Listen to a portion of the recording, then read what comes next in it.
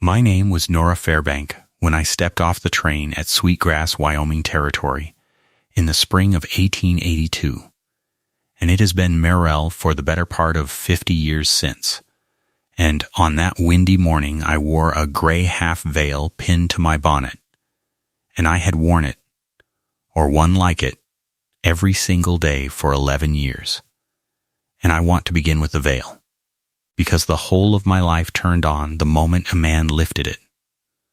I was 13 years old the night the boarding house on DeKoven Street caught fire, a wicked October night in Chicago when the whole city seemed made of tinder, and my mother got out with the baby and my father was 3 streets away with his fire company.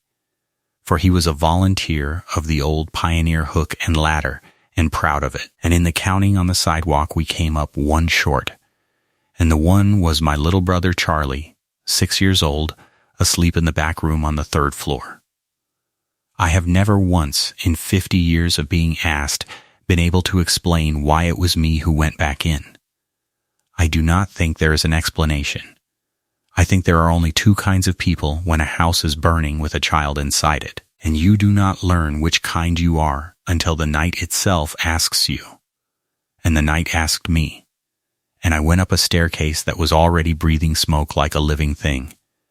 And I found Charlie under his bed with his hands over his ears, and I wrapped him in the wet quilt my mother had thrown over my shoulders, and I carried him down through a corridor that had turned to orange light, and a burning curtain came off its rod as I passed the 2nd landing and laid itself along the left side of my face and my neck like a hand. I got him out. I want that said plainly. I got him out, and he lived. And he grew up tall, and the last I heard he was laying track for the Union Pacific with a wife and 3 children in Omaha. And every year at Christmas there came a letter that began the same 4 words to the sister who, and never once finished the sentence, because some sentences do not need finishing between 2 people who were in the corridor together. But the curtain took its payment. I was 7 weeks with my face wrapped in lard and linen, and when the wrappings came off, my mother, God rest her gentle soul, did not flinch, but the mirror was less kind, and the left side of my face, from the cheekbone down across the jaw and along the side of my neck, was a smooth, shining country of pink and white scar, like candle wax let run and harden, and it would be that country forever. And I was 13 years old, and in the particular cruelty of that age I understood at once and completely what it meant. It meant whispers behind hymnals, and every stranger's face performing the same small theater for the rest of my life. The glance, the catch, the too quick smile, the eyes sliding away, until I grew so fluent in that theater I could read it through a closed door. My father called me his brave girl until the typhoid took him, and my mother brushed my hair every night as if I were a beauty, and I was loved. I do not claim otherwise, but the world outside our door taught me my lesson thorough, and by the time I was grown I had sewn myself a drawer full of gray half veils, and I pinned one on the way other women pinned a brooch. And Chicago being full of women scarred by that burning city, nobody asked. I became a seamstress, and a good one, for a needle does not care about a face, and cloth lies still and lets you make it beautiful, and I sewed wedding dresses for 11 years for girls whose faces had never been asked any hard questions, and I fitted their satin and heard their happy nonsense, and pricked my fingers and smiled under my veil, and went home to a rented room, and some years I was at peace with it, and some years the loneliness sat on my chest at night like a stone. And the year I turned 24 my mother died, and the room emptied out entire, and there was nothing left in Chicago but graves and other women's weddings. The notice was in the Prairie Farmer, of all places, a paper I only took for the pattern pages. A rancher in the Wyoming Territory, 31 years of age, sober, of good character, holding 1,200 acres in the Sweetgrass Valley, wished correspondence with a marriage-minded woman of honest heart and steady hands. And the words that caught me were none of those. The words that caught me were the last ones, which said, "Plain looks no obstacle. Kindness valued above all." I must have read that line 200 times.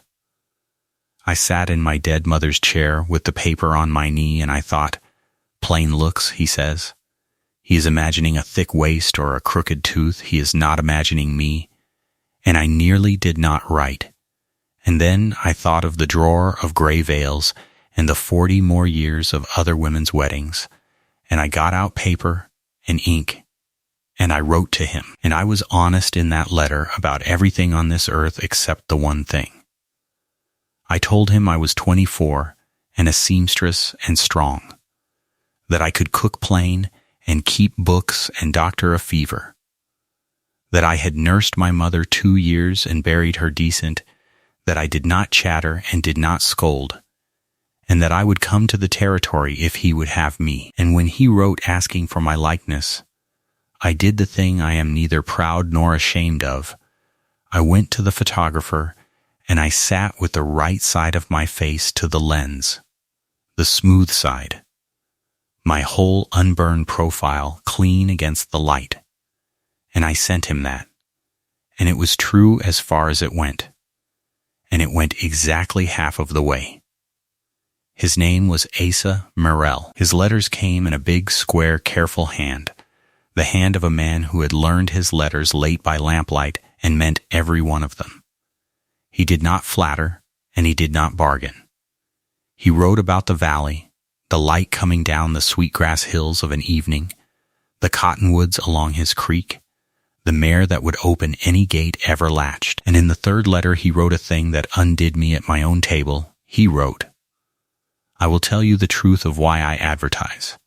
It is not that no woman hereabouts would have me. It is that a house can be full of work and still be empty. My brother Tom and I built this place with our 4 hands, and Tom is 5 years gone now. And I am tired of talking to his hat on the peg by the door. And I want a voice in the house, and if you will bring yours, I will never ask it to be anything but honest with me." I read that, and I looked at my veil hanging on its hook. And Honesty and I had a long, quiet quarrel that night, and Honesty lost. And I wrote back one word about my heart being willing, and nothing at all about my face, and he sent the fair $41 folded in oilcloth, and a line that said, "Come in April, the valley is at its best in April. I would have it make you a good first impression." And that is how I came to be standing on the platform at Sweetgrass on the 22nd of April, 1882, with a carpet bag in my 2 hands and a gray veil over the left side of my face, and my heart going like a hammer on a cold morning. I knew him at once, for he had sent no photograph but had described himself with a farmer's plainness, tall as a door and twice as thick, and there he stood, a big high-shouldered man scrubbed pink, in a coat too new not to have been bought for this train, holding his hat in both hands the way men hold their hats in church, and when he found me in the crowd his whole face opened like a gate. And I watched him take in the veil, and I watched the question arrive in his eyes, and I watched him, deliberately, set the question down, the way you set down a tool you have decided not to use, and he came forward and said, "Miss Fairbank, I am Asa. You have come a long way, and I hope the valley thanks you for it better than I know how to."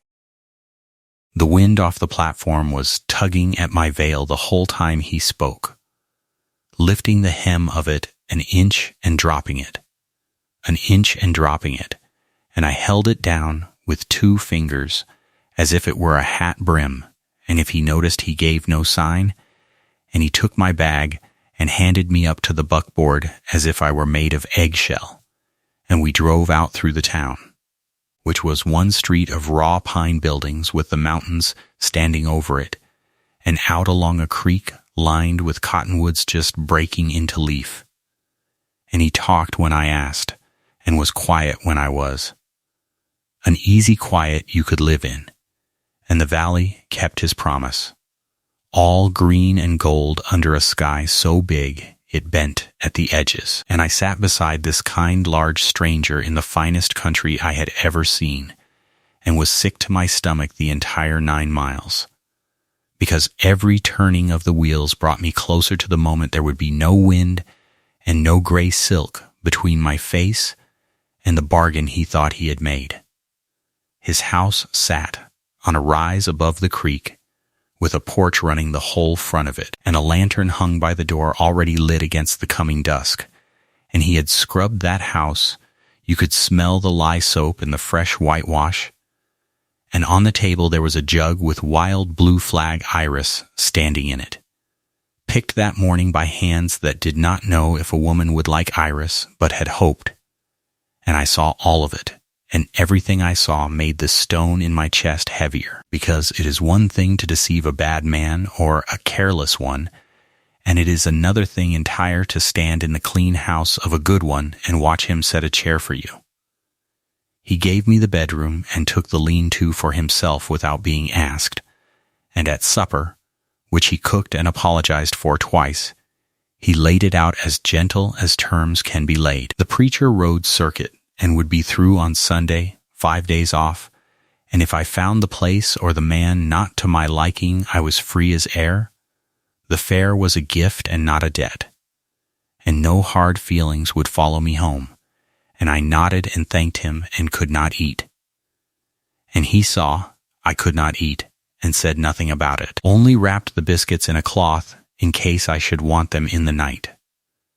In the night I sat on the edge of that clean bed a long time with the lamp burning, and I heard him moving quiet in the lean-to, a big man walking soft in his own house. And I made my decision, and the one vanity I have kept from that time is this.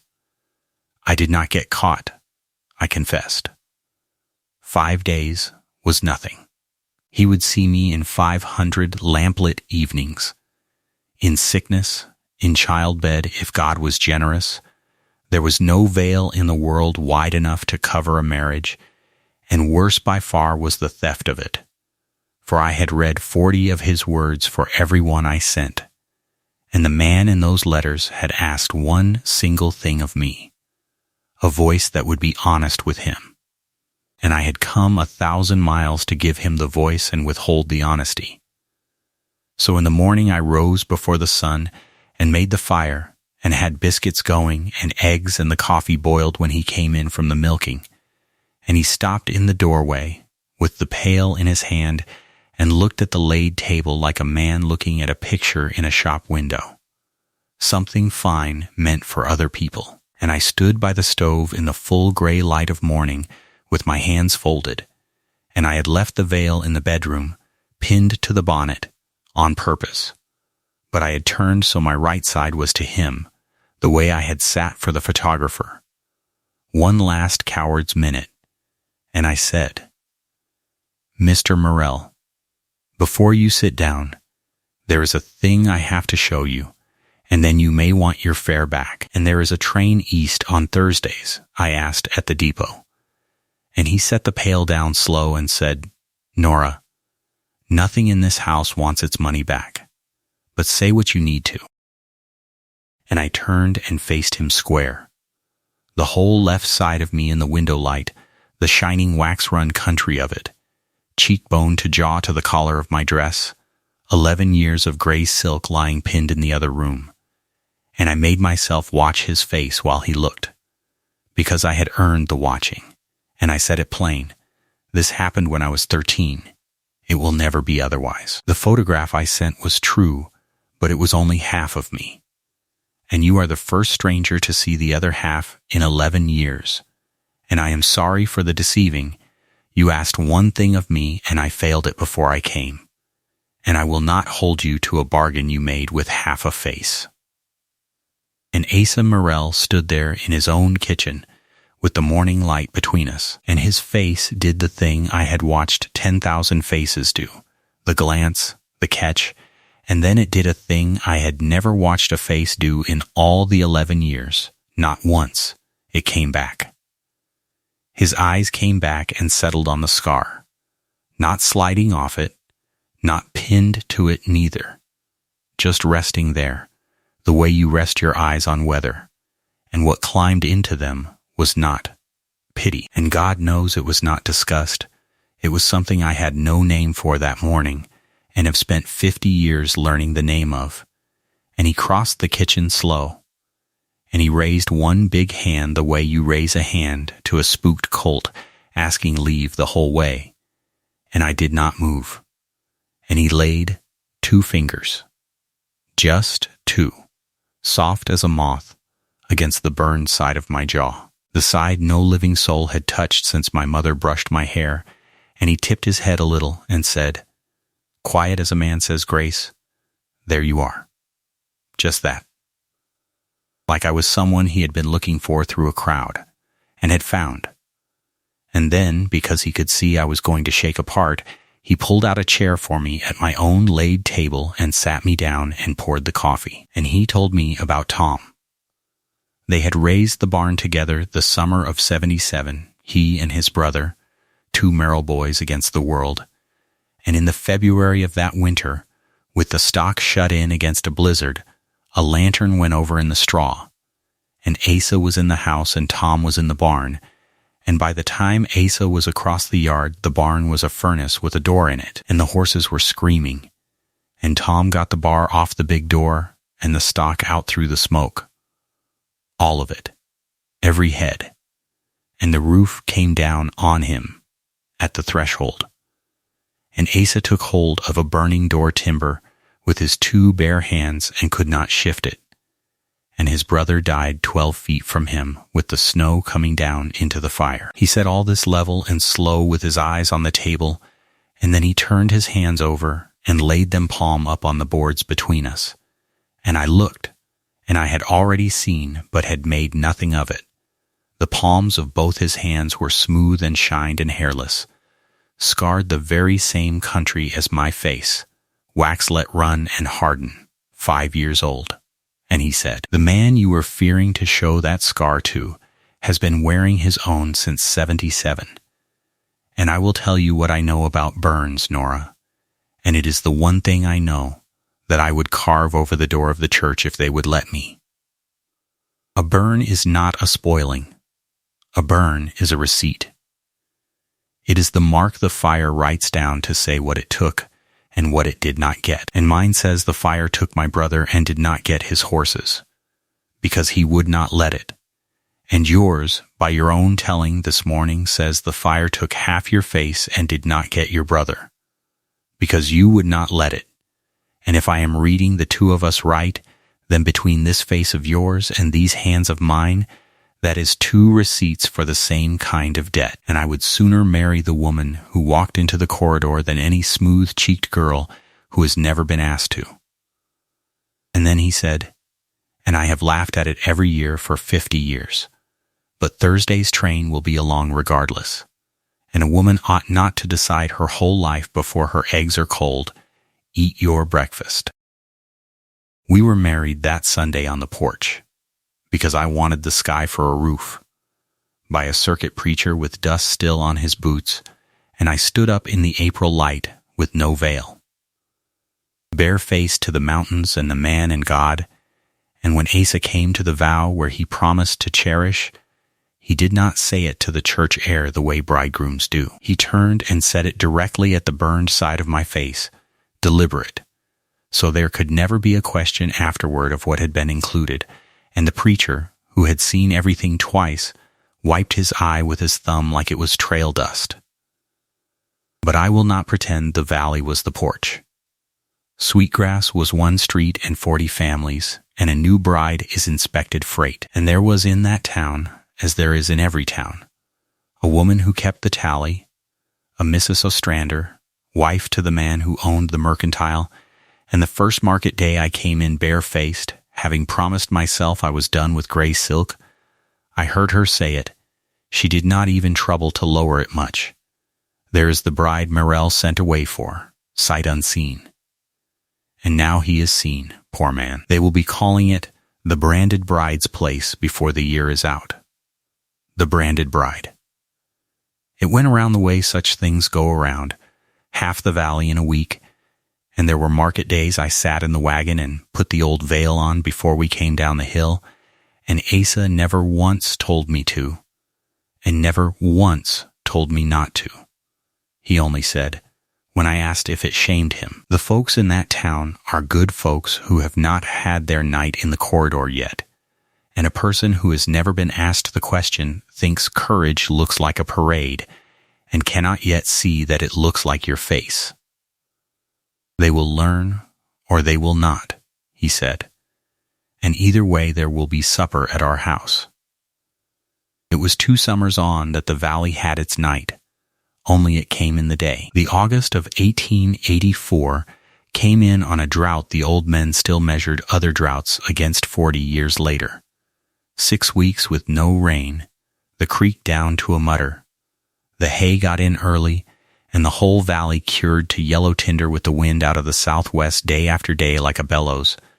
And on the 29th of August, a Friday, market day, with half the valley's families and wagons crowded into that one pine street, somebody's threshing engine on the Colvin Place, 2 miles south of town, coughed a spark into a stubble field. And by the time the smoke was seen, there was a line of prairie fire, a half-mile wide, walking north, before the wind, with the town square in its road. I was on the mercantile porch when the church bell went, and I saw 50 grown capable men do the exact wrong thing at the top of their strength, running at the smoke with wet sacks and brooms to beat at a fire line half a mile wide, which is a thing you may do to a fire the size of a supper table and no bigger, and the women were loading children into wagons, and the horses were screaming, and Mrs. Ostrander stood on her own porch, wringing her hands and crying out, "Who will save the town?" And I stood on those boards, with my heart slamming, and the smell reached me. That is the thing I would have you understand. The smell reached me, that particular smell, grass smoke on a dry wind, and it did not make me 13 again, the way I had feared my whole life it must if ever I met it. It made me my father's daughter, for I had not spent my girlhood only being burned. I had spent it at the supper table of a pioneer hook and ladder man who talked fire the way other fathers talked politics, who drew the diagrams in spilled salt, who said 1,000 times, "Nora, you cannot beat a big fire. You can only starve it. Fire is an eater, and the whole of fighting it is deciding what it will not get to eat." And I stood on that porch, and I saw the fire's supper laid out plain as print. The stubble south of town, then the alfalfa strip along the ditch, then Ostrander's hay lot, then the wagon sheds, then the street. And I heard my father as clear as if he stood at my shoulder. "The ditch, girl, look at the ditch." And I picked up my skirts and I ran, not away from the smoke, toward it. And I caught Asa by the arm at the head of the street, him with a wet sack in each scarred hand, and there was no time for softness, so I gave it to him the way his letters had asked me to give him everything, honest and plain. "Asa, hear me. The beating is wasted, it is too wide, and the wind is rising, not falling. There is one water in reach, the head gate on the mill ditch. Open it full, and the ditch runs a foot deep clear across the south of town. That is a wet line the fire cannot cross at the alfalfa. But it will jump the dry east end where the ditch bends away, so the east end we plow. 4 furrows wide, Colvin's teams are standing right there in the square hitched to nothing. And then, and Asa, this is the part they will fight you on, from the plowed line we burn back. We set fire to the stubble on our own side and let our fire walk south to meet theirs. And when the 2 fires shake hands, there is nothing left on the ground to eat, and it dies at the handshake. It is called a backfire. My father set them in 71 when the whole of Chicago went. I have known how since I was 10. And my husband, and this is the whole man in one sentence, did not say, "Are you sure?" And did not say, "Where would a woman learn all that?" He turned on his heel and bellowed down that street in a voice they heard over the bell, "Everybody stop. My wife has been in a fire bigger than this one, and she is the only soul on this street who knows what she is about. From here on, her word is my word. And what she says, do." And for one heartbeat the whole street looked at the branded bride. And then, God bless every soul of them, they did what I said. Ostrander himself ran with 2 boys to throw the head gate, and the ditch came up brown and beautiful across the south meadows, and Colvin and his sons had 4 plows tearing a black stripe along the east end inside of 10 minutes, and I walked the plowed line with a kerosene torch and my heart level as a Sunday. For a fire you have chosen and placed is a tame dog next to the wolf coming at you. And I set my backfire, and we walked it south, 30 of us flanking it with the wet sacks, letting it eat its slow way out to meet the wild line, and the men beat out every spark that hopped our furrows. And the 2 fires met a quarter-mile south of town in the middle of the afternoon with a sound like a sigh, and stood up together in one tall twist of flame, and lay down, and died, exactly at the handshake, exactly as my father had promised me over the salt diagrams when I was 10 years old. The town lost the stubble, the alfalfa, 1 shed, and a hayrick. It kept everything else: the street, the church, the mercantile, the homes, every child, every horse. And when it was done and the wind fell at last toward evening the way wind does when it is lost, I was standing in the middle of the black ground in a scorched dress with the torch still in my hand, and my hair come down and soot to the elbows. And the whole of Sweetgrass came out onto that burned meadow. And they did not cheer. Folks do not cheer after a fire. They are too hollow. They simply came and stood around me in a wide, quiet circle. And it was Mrs. Ostrander who walked out of the circle, her hay lot standing unburned because of where I had put the ditch water. And she took my burned left hand in both of hers, and she raised her voice so the whole meadow got it, and said, "I called this woman the branded bride, and I will pay for that word the rest of my days. For I am looking at the brand now, and I understand at last what it says. It says, 'Tried in the fire and found true,' and there is not another face in this valley that carries proof like it." And she kissed the burned side of my face in front of the town, and after that day and all the years, I never wore the veil again, not once. And if you go to Sweetgrass now, an old woman told me they still call the South Meadow Nora's ground, though the young ones no longer know why.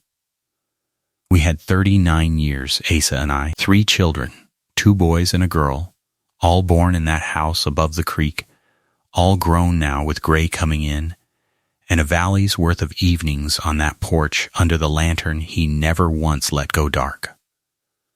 For he said a lit porch tells the whole valley somebody in this house is glad to be found, and our girl, my Ada, when she was small, used to fall asleep against my left shoulder on purpose, and pat the burned side of my face as she went under, for to her it was simply the soft side of her mother. And by the time the world got around to telling her it was meant to be the wrong side, she had loved it too long to believe them, which may be the plainest miracle I have to report from 50 years.